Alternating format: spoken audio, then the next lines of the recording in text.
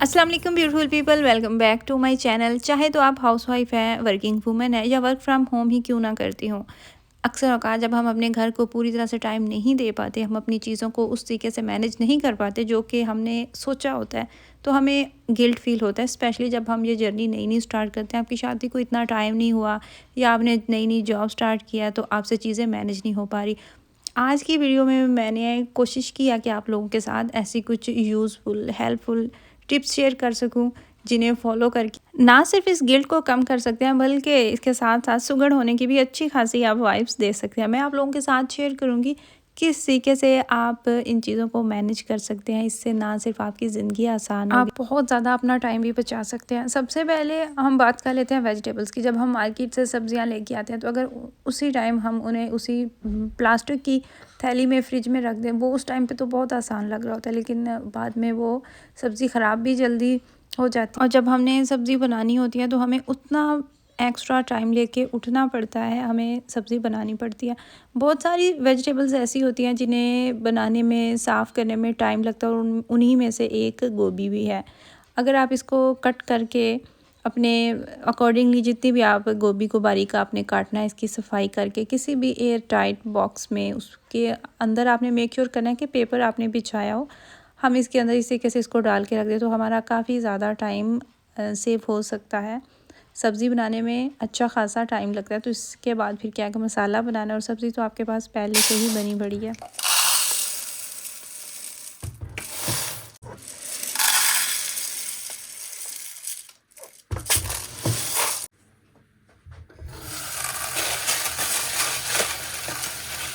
खामद के दिल का रास्ता मैदे से गुजर के जाता है, बल्कि यूँ कहा जाए ना कि खामद के दिल का रास्ता वाया मैदा जाता है, तो इस बात में भी कुछ गलत नहीं होगा। मैंने भी ये आप लोगों की तरह बहुत दफ़ा सुन रखा था, और इस बात पे मैंने यकीन तब किया जब मेरे खामद ने सेम मुझे यही बात बताई। मेरे खामद तो वैसे भी नाप तोल के बातें करते हैं, और जो इस तरह नाप तोल के बातें करने वाले लोग होते हैं ना, उनके मुंह से जो इस तरह की बातें निकलती हैं, वो मुझे लगता है कि लिखवा के अपनी दीवार पे लगा लेना चाहिए। मेरे सरताज का कहना था कि मुझे अपनी बेगम की ये चीज़ भी अच्छी लगती है कि मुझे मज़ेदार खाने बना के देती है। तो मज़ेदार खानों का जब ज़िक्र आता है ना, उनमें से शामी कबाब भी सैर फहरिस्त आते हैं। शामी कबाब ऐसे हैं जो हर घर में शौक़ से खाए जाते हैं। चावल और बिरयानी के साथ जो बेस्ट कॉम्बो होता है ना, वो शामी कबाब का ही होता है। अक्सर औक़ात जब घर में दाल बनी होती है, सब्ज़ी बनी होती है, ऐसी जब कोई भी डिश बनी होती है ना, तो मर्द हज़रात इतने शौक़ से नहीं खाते, क्योंकि हम पंजाबी गोश्तखोर हैं, ना सिर्फ पंजाबी बल्कि पठान भी। और दाल सब्ज़ी की सिचुएशन में अगर आपके घर में शामी कबाब पहले से आपने बना के रखे हुए ना, तो सोने पे सुहागा हो जाता है। साथ में वो निकालें, फ्राई करें और अपने खाने को मज़ेदार बनाएं। मैंने 2.5 कप चने की दाल ली थी, 1 केजी तकरीबन। मैंने बोनलेस चिकन लिया था, जिसको मैंने रात को ही चिकन भी निकाल के रख दिया, कबाब भी भिगो के रख दिया, क्योंकि मुझे पता था कि सुबह उठते सबसे पहले मैंने यही काम स्टार्ट करना है, क्योंकि आज का काम तकरीबन आधा दिन मेरा लेने वाला है। मैं बहुत सारी क्वांटिटी में शामी कबाब बनाने वाली थी। इसके साथ ही मैंने इसमें 2 मीडियम साइज़ के आलू भी डाल दिए थे। जितने भी आपके घर में मसाले हैं ना, खड़े मसाले आपने इसके अंदर डालने हैं, नमक, मिर्च, हल्दी, लौंग, मतलब इस तरह की सारी चीज़ें जो आपके घर में आसानी से अवेलेबल हो। चीज़ों को बहुत ज़्यादा मुश्किल नहीं बनाना होता, जो आप अफोर्ड कर सकते हैं, जो आसानी से अवेलेबल है, वो डाल लें। इसका पानी आपने ड्राई कर लेना है, और फिर आपने इसके अंदर जितने भी मसाले डाले थे ना, वो निकाल के आपने साइड पे कर देना है। प्याज और लहसुन डालना बिल्कुल भी नहीं भूलना आपने।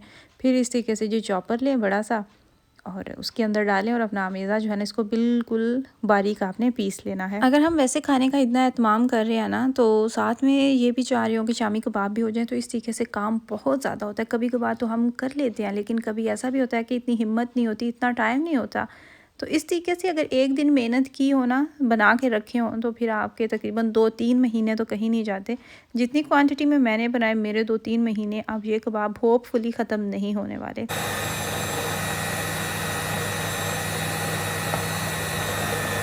मैंने काफ़ी ऐसी रेसिपीज़ देखी हैं कि जब कबाब का अमेज़ा बना रहे होते हैं, उसके अंदर ही अंडे भी मिक्स कर लेते हैं। फिर इससे क्या होता है कि बाद में जब आप कबाब बनाते हैं, तो आपको ऊपर अंडा लगाने की ज़रूरत नहीं पेश आती।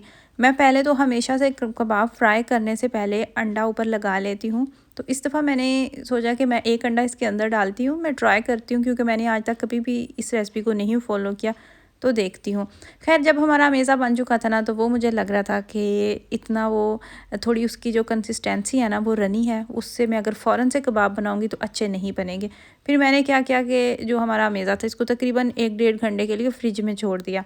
फ्रिज में जब इसको छोड़ा तो ये अच्छी खासी जान पकड़ चुका था, और यहाँ पे मैं इसको मिक्स करते हुए मेरे हाथ इतने ठंडे हो रहे थे ना। उसके बाद ये भी मैंने सोशल मीडिया से ही देखी। वैसे तो मार्केट से आसानी से सांचा भी मिल रहा होता है कबाब बनाने के लिए, पाकिस्तान में मैंने देखा था, अम्मी लोगों ने भी लेके रखा हुआ था।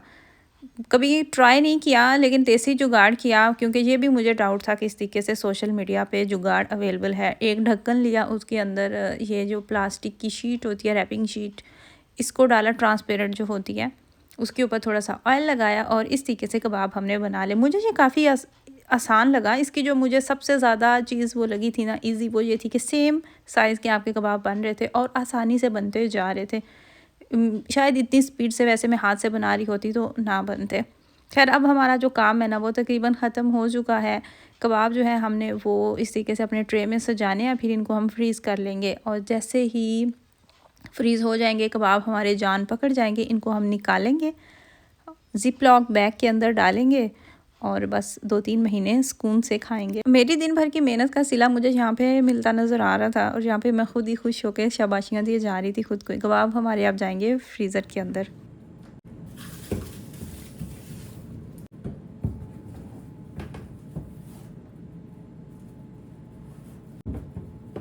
यकीन करें आप, मैं जब भी फ्रीज़र का दरवाज़ा खोलती हूँ तो मैं डरते डरते खोलती हूँ कि कोई आइसक्रीम, कोई इस तरह की चीज़ मेरे ऊपर ना आ गिरे।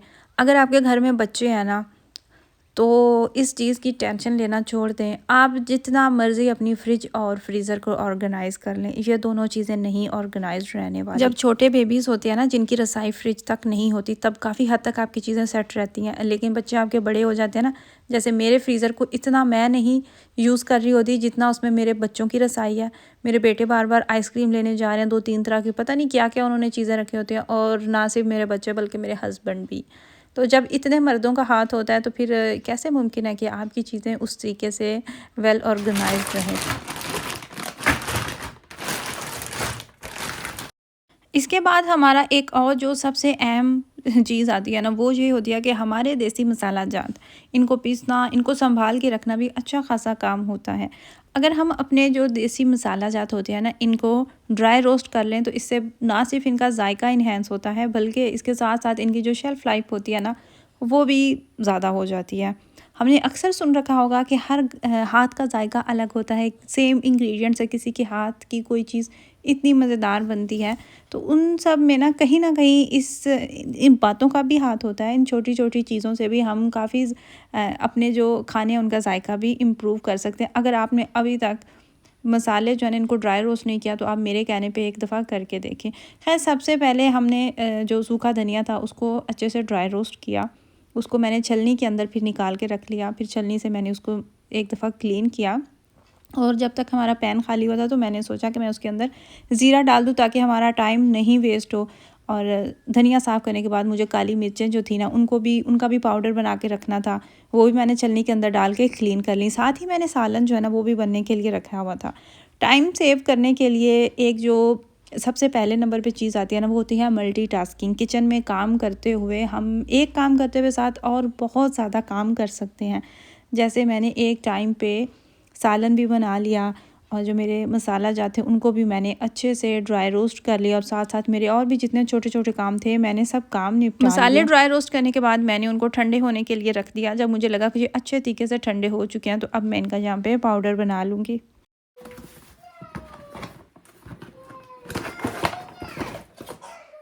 एक दो चीज़ें ऐसी थी जो कि ख़त्म हो चुकी थी, जिनका मुझे ज़रूरत थी पाउडर बनाने के लिए, लेकिन मैंने इंतज़ार किया कि 2-3 चीज़ें एक साथ हो जाए ना, तो मैं फिर इनको एकदम से ही ड्राई रोस्ट भी कर लूँगी। जब आपको एक दिन में आप वो करते हैं ना कि इस दिन मैंने ये काम करना है, तो आप उस काम को ज़्यादा अच्छे तरीके से कर सकते हैं, और ज़्यादा आप उसको बेहतर तरीके से कर सकते हैं। जैसे काली मिर्चों का पाउडर मेरे पास ख़त्म हो चुका था, तो जो हमने छोटी नमकदानी में जो छोटा जार होता है उसके अंदर निकाला हुआ था, तो मैं उससे काम चला रही थी। और जब मुझे ये करना था तो मैंने सारे जितने भी थे ना मसाले उनको कर लिया। जो गरम मसाला था ना वो मेरे पास अभी बचा हुआ था। इसके साथ साथ जैसे ही आप इनके बॉक्सेस में, इनके जार में फ़िल करते जा रहे हैं ना मसाले, तो आप कोशिश करें कि उनको साथ साथ फ़ौरन से उनकी जगह पे रखते जाएं। इस तरीके से भी हमारा काम काफ़ी आसान हो जाता है, साथ साथ हो जाता है। अगर हम काम को एक टाइम करने के लिए इकट्ठा कर लेना तो वो टाइम भी ज़्यादा लेता है और वो काम भी बहुत ज़्यादा होता है। तो मुझे ये चीज़ बड़ी कन्वीनियंट लगती है कि जो जो चीज़ें आप यूज़ कर रहे हैं ना, आप उनको साथ साथ वापस उनकी जगह पे रखते जाएं। काली मिर्चों का पाउडर मैंने बना के रख लिया। सूखा धनिया मुझे वैसे भी चाहिए था साबुत, और पाउडर की सूरत में भी चाहिए था। तो जो मुझे दानेदार चाहिए था उसको भी मैंने जार में निकाल के रख लिया उसके बॉक्स में, और जो पाउडर था ना वो भी यहाँ पे हमारा तकरीबन बन के तैयार हो चुका। और जो हम रोस्ट करके बनाते हैं ना पाउडर, उसकी स्मेल ही अलग होती है। उसकी स्मेल से ही पता चलता है कि इसका जायका अलग होगा, इतनी प्यारी उसकी खुशबू आ रही होती है।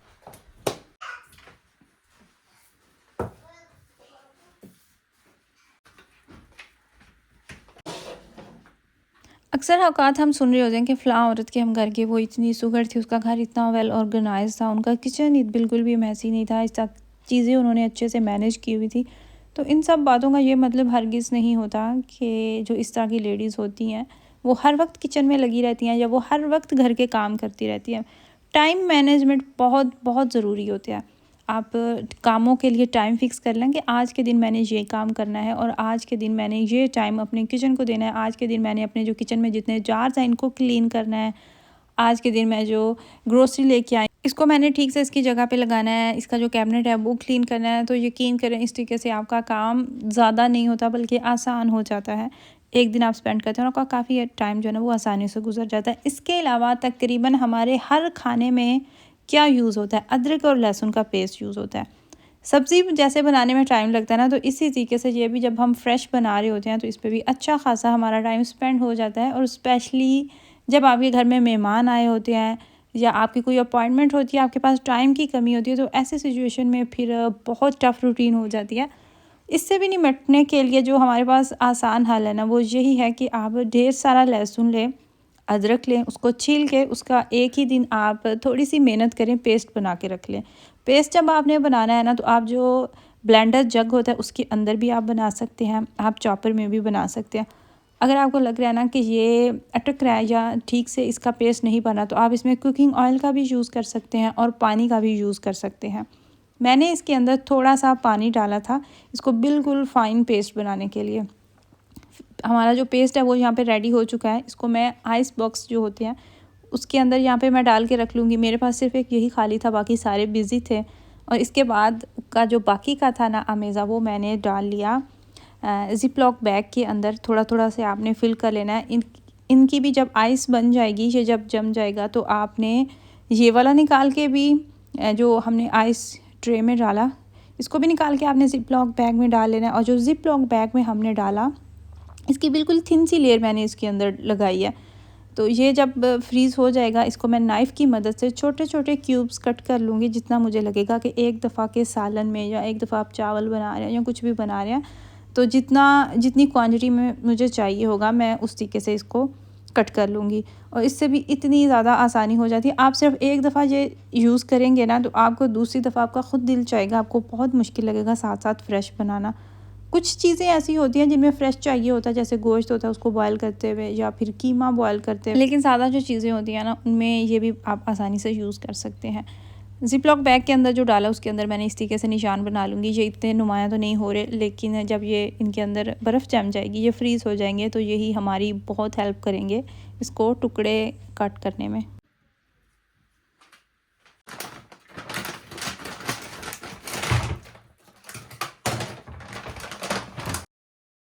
सर्दी अकेले बिल्कुल भी नहीं आती, बल्कि अपने साथ बहुत सारी सौगात, बहुत सारी ऐसी मज़ेदार सी चीज़ें लेके आती है, जिनमें पहले नंबर पे है फ़िश।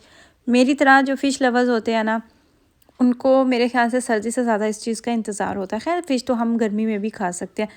एक जो मेन मसला जो मैंने डिस्कस होते हुए यहाँ पे देखा है ना, वो ये है कि फ़िश नहीं मिलती, वो पाकिस्तानी जायका नहीं मिलता। ये वाली जो फ़िश अभी आप देख रहे हैं ना, ये मैं कॉफलान मार्केट से लेके आई थी। हर मार्केट से ही मेरे ख्याल से मिल जाती है। आपने बस देखना ये है कि फ़िश जो भी आप ले रहे हैं ना वो पूरी की पूरी होनी चाहिए।